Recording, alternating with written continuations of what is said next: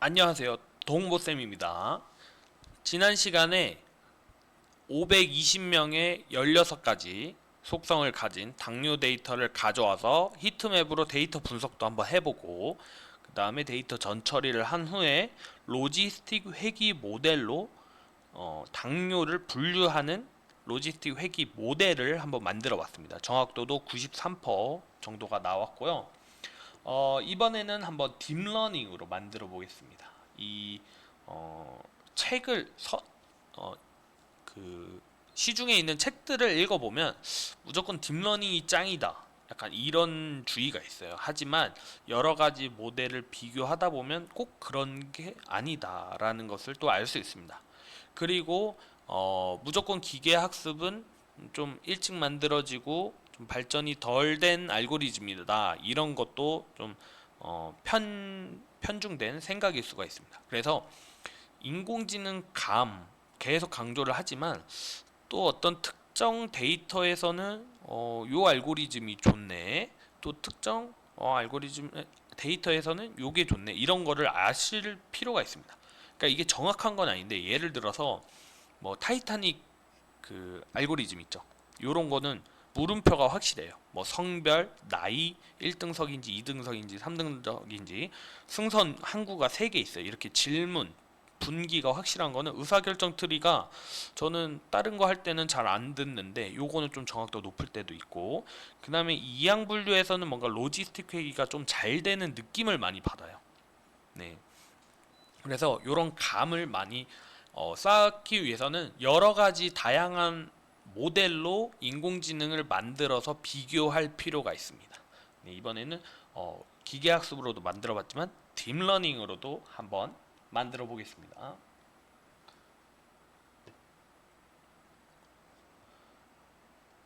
네, 저번에 설명을 드렸지만 이렇게 시퀀스 댄스, 텐서플로우 딥러닝 모델을 만들기 위해 텐서플로우에 이런 기능 함수들을 불러오고요. 이번에는 그냥 은닉층도 필요 없습니다. 입력층과 출력층을만 보내겠습니다. 그리고 입력층에는 무조건 그 독립변수의 개수가 필요하죠. 독립변수의 개수가 15개고, 요 인공신경 세포 수는 정답이 없다고 했죠. 근데 저는 그냥 제가 여러 번 인공지능 모델을 만들면서 느낀 점은 배수로 했을 때 좀 잘 돼서 저는 이렇게 30개로 했습니다. 그 다음에 입력층과 은닉층은 활성화 함수가 무조건 렐루라고 했죠. 그 다음에 어, 우리가 어떤 수치가 나오는 회귀, 딥러닝 중에 회귀는 출력층이 하나예요. 그래서 어떤 값이 나와요. 뭐, x.xxx가 나온다고 쳐요. 그러면 분류는 요거에서 시그모이드가 들어가서 이 기준을 가지고 여기냐 여기냐 나눠주기만 하면 돼요. 그래서 당 함수의 딥러닝의 이항 분류의 출력 함수는 출력층이 지금 저도 막 헷갈리는데, 요거를 좀 킹모장을 켜서 정리하면서 좀 쓰도록 하겠습니다. 예, 요거 계속 강조되는데, 1. 무조건 딥러닝에서 입력층과 은닉층은 무조건 활성함수가 렐루입니다. 렐루고요. 그 다음에 딥러닝의 회귀, 예측 출력층은 한 개입니다. 한 개고요. 그 다음에 딥러닝의 분류인데 이항함수 분류 yes or no는 출력층이 한 개인데, 한 개인데 플러스 활성화 함수가 시그모이드입니다. 시그모이드. 그 다음에 뭐 다항함수는 또 말할 거긴 하지만 한 번 더 얘기를 해드리면요, 딥러닝 분류인데 다항함수다. 그럼 출력함수가 n개입니다. 정답의 개수. 예를 들어서 곳에 품종이 3개다. 그러면 출력층은 3개. 내가 필기체 숫자를 구별할 거다. 0부터 9까지 숫자가 10개잖아요. 그럼 출력층 10개가 돼야 됩니다. 여기는 무조건 소프트 맥스 함수입니다. 소프트 맥스 함수. 예. 요거를 알아두셔야 됩니다. 그러니까 딥러닝으로는 회귀, 예측, 분류, 이항 분류, 다항 분류 다 할 수 있습니다. 하지만 요 출력층이 몇 개인지와 이 활성화 함수를 다르게 해서 구별을 해서 써야 됩니다. 그래서 하나 더 말씀드리고 싶은 건 뭐냐면요. 결국에는 회귀, 이 딥러닝도 그렇고 기계학습도 그렇고 회귀 예측을 한 다음에 요걸 나누는 거예요. 그러니까 무슨 말이냐면요. 요 인공지능의 흐름을 좀 파악하실 필요가 있어요. 좀 흐름에 대해서 말씀드릴게요. 분류는 나오자마자 분류를 하는 게 아니에요. 그러니까 봐보세요. 내일 비가 올 확률은 뭐죠? 회귀죠. 회귀고 요 내일 비가 올까 아니면 맑을까 요거는 분류인데 요게 따로 되는 게 아니고 비올 확률 퍼센테이드 회기를 먼저 구하고 예를 들어서 비가 올 확률이 30% 이상이다 그러면 비로 분류하고 30% 미만이다 그럼 맑음으로 분류해라 이겁니다. 예. 그럼 즉 요게 인공지능의 흐름 학습을 할 때도 요 인공지능의 흐름이 필요해요. 그러니까 예를 들어서 우리 수학도 보면 뭐 1차 함수 배우고 2차 함수 배우고 뭐 나중에 뭐 로그 배우고 그다음에 시그모이드 배우고 그랬더니 뭐 그다음에 뭐 인테그랄 무한대 배우고 그다음에 이제 미분 배우고 적분 배우고 막 이렇게 순서가 가듯이 인공지능에서도 요 순서로 가야 됩니다. 좀만 더 앞에서 보면 경향성을 파악하는 통계적 기법 회귀에서 뭐 밥을 먹으면 살이 찐다, 뭐 공부를 열심히 하면 성적이 오른다 이런 통계적 기법인 회귀에서 데이터가 엄청 많아지고 속성이 많아지면 어떤 특정 경향성뿐만 아니라 특정 수치를 예측할 수 있는 회귀 여기부터 인공지능으로 넘어가는 거죠. 인공지능과 통계의 사이가 요 사이라고 생각을 하면 됩니다. 그 다음에 인공지능으로 회귀를 구한 다음에 요걸 가지고 나누는 게 바로 분류입니다. 네.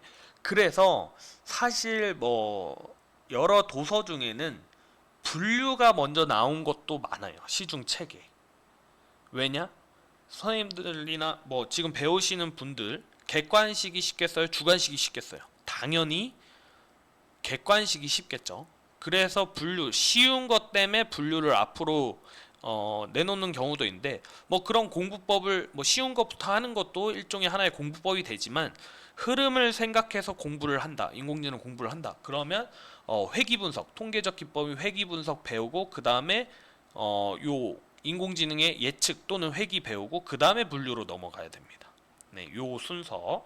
그래서 결국에는 분류도 회귀를 한 다음에 여기 보이시죠? 요 값이 나오고 요걸 어떻게 나누냐가 중요하다.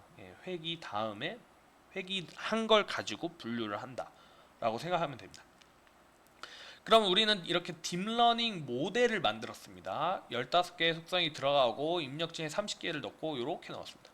그러니까 요것도 여기 모이는 요 선형회귀도 뭐 x1, w1부터 해서 뭐 x30, 뭐 w30 요것도 엄청난 하나의 선형, 하나의 직선이 되는데 520개 우리 아까 전전 시간 전복 같은 경우에는 4177개의 데이터에 비해서 520개면 좀 적고 근데 속성은 오히려 15개로 많으니까 요 정도 입력층과 출력층 하나면 됩니다. 은닉층 필요 없습니다. 은닉층 필요 없고요.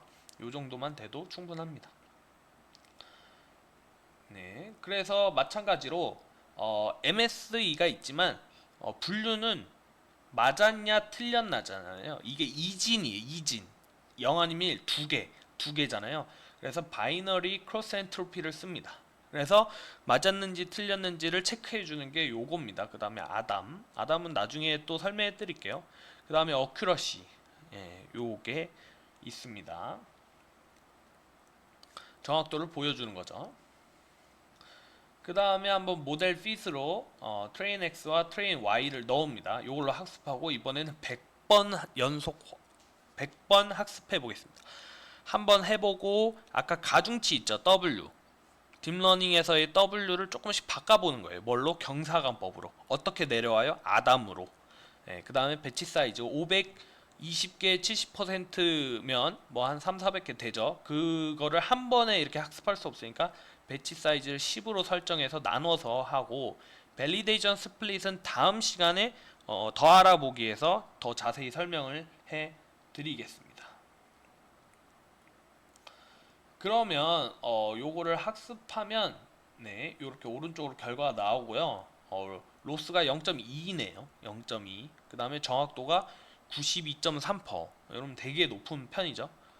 하지만 우리가 아까 기계학습은 93%였는데 요건 92%? 좀 예. 그래서 이제 무조건 딥러닝이 짱이 아니다. 예, 요런 것을 알 수가 있습니다. 그러면 한번 콜앱을 재생을 해볼게요. 콜앱을 한번 쭉 재생을 하면서 한번 복습도 하면서 설명도 더 자세히 한번 해보겠습니다. 520명의 15개의 속성과 하나의 클래스, 즉 당뇨 여부가 있는 데이터를 여기서 불러오고요. 처음에 실행할 때 오래 걸립니다.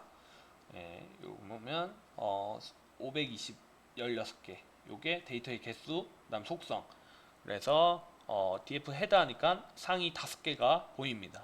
쭉 있습니다. 그래서 성별만 1 아니면 2입니다. 남녀. 나머지는 증상이 있으면 1, 없으면 0입니다. 그래서 화장실을 자주 가냐, 뭐 갈증을 많이 느끼냐, 급격한 체중 변화가 있냐, 뭐 쇠약함이 있냐 등등 쭉 해서 뭐 탈모 비만, 그 다음 마지막에 클래스가 1이면 당뇨, 아니면 정상인 환자입니다. 그 다음 요 히트맵, 요 PLT 피규어를 하니까 표가 엄청 커진 거예요. 되게 크죠? 15 곱하기 12. 이거 좀 줄여볼까요? 이렇게 12 곱하기 10으로 좀 줄여보겠습니다. 그러면 아까보다는 좀 줄여집니다. 직접 이걸저것 만져봐야 돼요. 그 다음에 아까 말했다시피 요 엔나트루를 해야 옆에 이게 좀 바가 나와요. 바가 나오고 안 해도 뭐 상관은 없어요. 그러면 요 다른 속성들도 이렇게 알 수가 있는데 요거는 나중에 다른 예제에서 좀 더 설명을 드릴 거고, 오늘은 요 당뇨 여부 클래스를 집중하면 단유증, 화장실 자주 가고, 그 다음에 그 갈수증, 물을 너무 자주 마시는 게 0.67, 0.65면 0.5가 넘으면 진짜 이 속성은 엄청 상관이 많다라는 겁니다. 네, 이런 식으로 당뇨와 밀접한 관계를 갖는 것들을 알 수가 있습니다. 네, 이렇게 퀴즈도 있습니다. 그 다음에 70%로 직접 트레인 테스트 스플릿 말고 직접 한번 해보기 위해서 70% 지점을 DF의 길이의 0.7, 70% 지점 인트로 반올림 정수로 만드는 거죠. 그럼 리미트를 해주고요. 이게 결국에는 364 요 지점이네요. 그러면 df 트레인 x 테스트 x 트레인 y 테스트 y를 나눠줍니다. 요거는 예전에 전복했을 때처럼 4등분을 해주는 겁니다. 그 다음에 이제 분리 결과를 알아봅니다.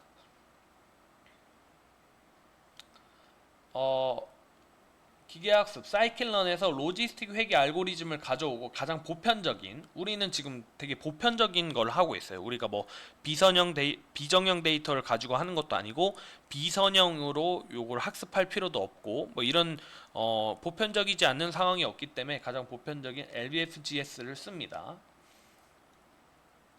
그 다음에 알고리즘이 여기 저장돼 있죠. 로지스틱 알고리즘이 여기 저장돼 있고 트레인 X와 트레인 Y로 학습을 한 겁니다. 그러면 당뇨 데이터를 로지스틱 알고리즘으로 학습한 당뇨 분류 로지스틱 모델이 되는 거죠. 네. 그 다음에 한번 가중치와 편향을 살펴보겠습니다. 요거는 전 시간에도 좀 강조를 많이 해서 쭉 넘어가겠습니다. 그 다음에 요렇게 하면요, 모델, 우리가 만든 모델 있죠. 당뇨 예측 로지스틱, 당뇨 분류 로지스틱 모델에 테스트 X를 넣습니다. 요 플랫은 예를 들어서 이렇게 그 세로로 된 거면 가로로 이렇게 펴주는, 네, 우리 예를 들어서 출석부 같은 거 보면 세로로 데이터가 쭉 있잖아요. 이걸 가로로 펴주는 그런 형 변형을 해주는 거예요. 그럼 여기에는 예측 값이 들어가 있습니다. 다음 테스트 Y를 라벨에 넣고, 그럼 요건 실제 값은 라벨에 들어가 있어요. 정답. 그다음 여기는 예측 값은 프레딕션이야. 그래서 이렇게 보면 당뇨 여부가 1인데 요 다 맞았죠. 다 맞다가 여기 하나 틀렸네요. 아니면 요걸 한 30개로 늘려볼까요? 그러면 좀 더 많이 이렇게 확인을 할 수가 있어요. 그러면 여기 하나 틀리고 여기 2개 틀렸네요. 그럼 30개 중에 3개 틀렸네요. 요렇게 하면 90%인데 여기 테스트 X를 넣고 한번 모델을 한번 돌려볼게요. 테스트 X가 아까 100 몇 개였죠? 예, 156개. 예, 156개를 정확도를 돌려보니 93%. 예, 그러면 한 11개에서 12개 정도 틀린 셈이 되네요. 네, 그래서 우리는 93%의 정확도로 당뇨를 예측하는 15가지 성별 있잖아요. yes or no로 간단하게 설문을 할 수 있는 그런 15가지의 설문으로 직접 당뇨를 예측할 수 있는 인공지능 모델을 만들어 봤습니다. 그 다음엔 딥러닝. 아무래도 데이터 개수가 별로 없다 보니까 요 정도만 해도 충분히 저 높은 정확도로, 그러니까 무조건 막 은닉층 엄청 넣고 막 복잡하게 하더라도 오히려 정확도 안 오르는 경우가 있습니다. 그래서 요것도 그냥 제 감인데 이건 인공지능에선 정말 이 정립되지 않는 게 많아요. 그거는 이따 5차 역전파법, 나중에 5차 역전파법을 설명하면 선생님들이나 뭐 지금 듣고 있는 사람들이 엄청 잘 이해할 수 있을 거라 생각을 합니다. 그래서 저는 몇백 개다, 데이터가 몇백 개다 그러면 그냥 입력층, 은닉층으로만 합니다. 근데 데이터가 몇천 개다 그럼 은닉층 하나 정도 넣어요. 네. 근데 뭐 예를 들어서 이미지 학습을 하거나 뭐 자연어 처리를 하거나 아니면 데이터가 몇만 개다 이러면 은닉층을 좀 많이 넣는 편입니다. 요게 모델이고요. 컴파일을 한번 해보겠습니다. 컴파일을 하고 그 다음에 100번 학습을 하겠습니다. 그러면 처음에는 오차가 0.68, 쭉 올라가네. 0.6 엄청 크죠. 정확도가 어큐러시가 67%. 그러니까 3개 중 2개밖에 못 맞히는데 점점 정확도가 쭉 올라갑니다. 쭉 올라가서 요건 100%까지 올라가네요. 예, 100%까지 올라가지만 테스트가 요건 시각화를 한 거예요. 시각화를 한 거고, 네, 테스트를 잘하는지가 중요합니다. 낯선 데이터. 그럼 94%. 그러니까 제가 말씀드렸잖아요. 이게 그 랜덤 그 아까 텐서플로우 그 시드를 고정을 안 했기 때문에 며칠이 지나서 또 이렇게 돌려보면 결과가 또 달라집니다. 예. 그래서 여기서는 또 94%가 나왔고 책의 예제에서는 92.3%가 나왔죠. 이런 식으로 결과가 또 달라지기도 합니다. 그러면 오늘은 여기서 마무리하려고 하는데요. 그래서 당뇨 520명의 당뇨 데이터를 가져와서 로지스틱 회기로 기계학습도 만들어 보고 그 다음에 딥러닝도 한번 만들어 봤습니다. 일단 큰 부분을 좀 중점으로 이번 예제도 한번 해봤고요. 다음 시간에는 또 좀 더 디테일한 더 알아보기 시간으로 돌아오겠습니다. 동보쌤입니다.